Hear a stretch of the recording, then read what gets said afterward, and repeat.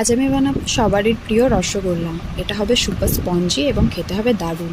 তার জন্য আধা লিটার দুধকে আমি জালের জন্য বসিয়ে দিয়েছি, আর 2 চামচ ভিনিগার আর 2 চামচ জল আমি মিশিয়ে রেখে দিয়েছি। দুধটা যখন ফুটে আসবে 10 মিনিট ঠান্ডা করে রাখার পর আমি এর মধ্যে ভিনিগারটা দিয়ে ভালো করে ছানাটা কাটিয়ে নেব। গরম দুধে ছানা কাটলে ছানাটা খুব খসখসে হয়। তারপরে একটা কাপড়েতে জলটাকে আমি নিংড়ানোর জন্য দিয়ে দেবো আধা ঘন্টার মতো। তারপরে ছানাটা আমি বার করে এরকম হাতের সাহায্যে ঠিক এরকমভাবেই ভালো করে মাখবো। এরপর এর মিষ্টির শেপ দিয়ে দেবো।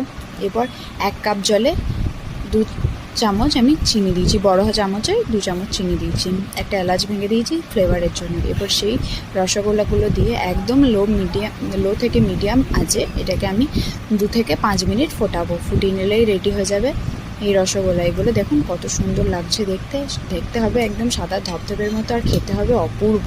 একবার বানিয়ে ট্রাই করবেন।